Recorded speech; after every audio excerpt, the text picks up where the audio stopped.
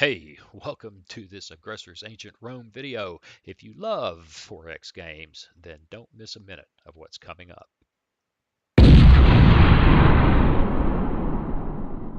Hey, welcome, and welcome back to those who've been following along. Now, here's a different thing. I'm doing a video on a game manual. I'm doing that because I'm about, I don't know, half dozen, 7, 8 videos into my first serious game of Aggressors Ancient Rome, and I found I'm winning. I won, and I thought I win. Uh, I just have this little corner of the map, and yeah, I've beat up a guy and haven't put him out of the game, but I won a military victory. And so I dig in the manual, and the manual says, "Hey, if you're more powerful than everybody else, you win." I went, "Oh, well, how about that?" Now it allows you to continue playing, but I thought, well, hey, maybe you should have uh, RTFM. All right. And if you don't know what that stands for, then Google it because this is a family friendly channel. So we're going to dig into this a little bit. I don't know, 5, 10 minutes maybe. The thing is long. It's way over 200 pages, and I have no intention of digging into it in extraordinary detail. That would be really boring. Uh, but if you like this, please consider subscribing. Hit the bell notification. You know why. Share with your friends and leave me a comment. Let me know what you think about reviewing game manuals. That could be a whole series of videos. Might be really boring. But I don't know. We'll see. So again, let's see how long this is. Look at this. 237 pages of material, including how to use the Steam Workshop. Now, maybe that's in every game manual because the truth is, I tend to jump into games just like I did into this one. Just start playing, learn as I go. Uh, life's too short to RTFM, but that's not terribly wise. I'm beginning to think. So let's do a quick, just a glance through a few pages. It's pretty. Um, I think maybe if I do this, we'll get a little bit better feel for it. Um, the game settings, graphics and audio, keyboard, getting started. Okay, this stuff is usually not too exciting, and you find it in all manuals. Saving games, whoopee. Now, this gets a little more interesting. Terrain, something that really screwed me up in the early game because I was making assumptions. I'm still in Civ mode, to be honest with you. I get food from this hex, I get this from this hex, dot, dot, dot. It's not true here. You get stuff, different stuff, multiple things from each hex, or hex, I should say, tiles, and you got to pay attention to this. So, life in ancient times is almost wholly dependent on land. Fertile lowlands produce enough food for larger population and faster urban development, while secluded, hilly, and wooded regions provided some safety from aggressive neighbors but limited population growth. War strategies and battles need to be planned carefully as adverse terrain can thwart even the best schemes. Well, I think a casual attitude toward terrain is a bad idea, and I had a casual attitude toward terrain. Land improvement, tell us about roads, fields and farms. Fields use basic cultivation techniques to increase food production on a tile within city range by 200%. Farm is an upgrade of a field, which we never saw in the other game because we hadn't gotten there yet. A summary of harvested, let's see, farms upgrade. I said I didn't see it. A summary of food harvested on different terrain can be found here, 9.2. Really? Maybe I should have read that. Um, the other thing to see about this is really quite attractive. It's thematically nice. It's well laid out. It's easy to read. Um,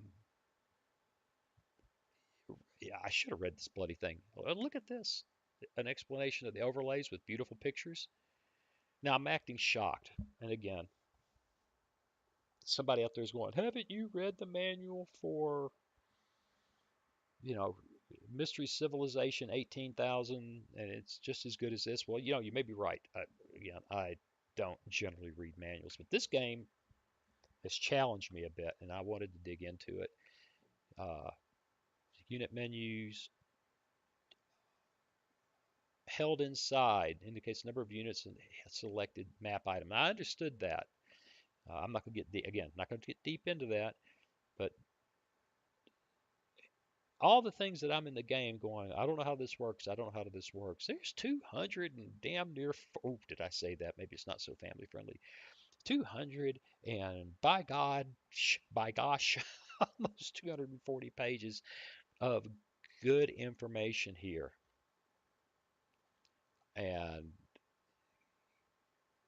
I mean, these guys were not lazy. This game is deep. Now, I should say it's deep. There's a lot of things that are not obvious. Maybe I should put it that way. I can't yet say how well the AI plays in a large game with multiple opponents. That little bitty game I was playing, kind of lowish difficulty settings. The truth is, the AI kind of got stomped by somebody who didn't know what he was doing with the game. But let's look at this. The political map. Okay, it shows all these things. So anyway, I was saying about the AI. It didn't show out, but I wasn't playing on a very high level. I didn't kick it up and say go. Now, many games, and perhaps this game, that just means maybe they'll have more toys to play with, and it won't be still won't be very bright, but it may still provide the challenge. I don't know. That's a subject for another video. The diplomacy window, I'm totally confused about diplomacy. I keep trying to get treaties and can't get them.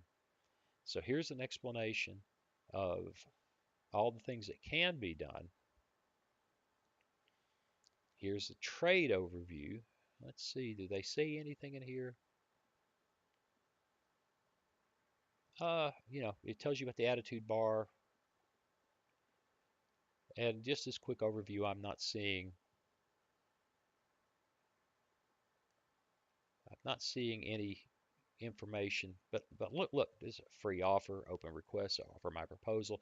I got kind of confused about that in some of the games I've played. It's all explained here in detail with examples.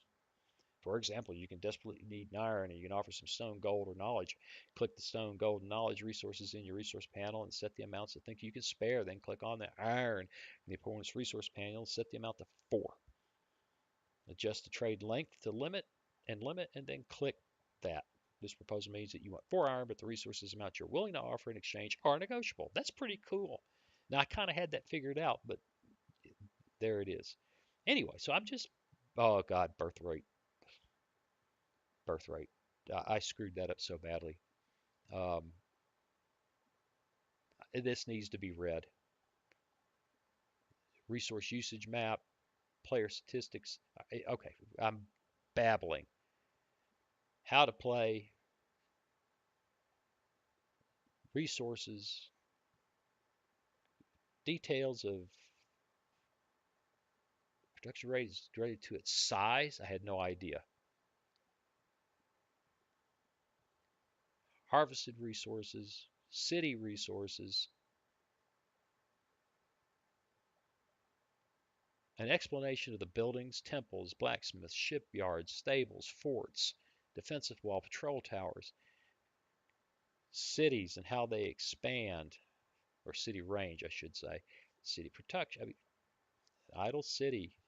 Although cities have their own history shows that the best way to manage urban centers is often to let them mind their own affairs without close oversight. That's a brilliant game mechanic. I like what I understood about it before. Leave them alone. They'll manage. Anyway, so it's look, the unit properties. It's all here. There's a lot going on. Nomads and terrain, milites, Principes, legionaries, milites cavalry, peltasts, the Carthaginians. Look at the things that are in here. Just awesome. Okay, we're coming up on 10 minutes, and I think that's probably plenty of time to go through this. Just clicking through and seeing what's going on. I want to look at one more thing, which would be up here under victory. Territorial expansion bring the majority of the known world under your control. Conquest of foreign territories bring you points that will accumulate till you reach a victory level set for a particular nation. This is what happened. Build the strongest army in the world, so strong no one will dare challenge you. Country development, become a leading civilization. Technological dominance, reach a level of technological progress no other nation could be a scientific match for you. And you can change these. You can take these in and out. Now, that's not unusual. But I didn't understand how this military superiority went, and I won just dumbing along. So, look, I think at this point, my enthusiasm for this game is rather high. I think I'm going to post this video well in advance of the uh, the end of my video series to encourage people. You know what? It's a pretty cool game. Right now, I'm all about it. I like it very much. And here's where it says, some are born leaders while others have to learn the hard way. Well, yeah, that's me. We recommend that players of all skills read this manual carefully as it provides necessary knowledge to rule your country, to understand your people and their needs, and to navigate the fragile political balance at home and abroad. Even with a resourceful manual, however, experience and leadership skills will decide who becomes a celebrated hero and who fades in. And by God, in this game, I think that's entirely correct. And at that, I think it's time to call it good for the day. And hey, thanks for watching. I hope to see you again soon. Hey, thanks for watching. If you click on that picture of very young Waz, you'll be subscribed so you'll never miss another video. Then click on that bell notification button and please share and comment. See you again soon.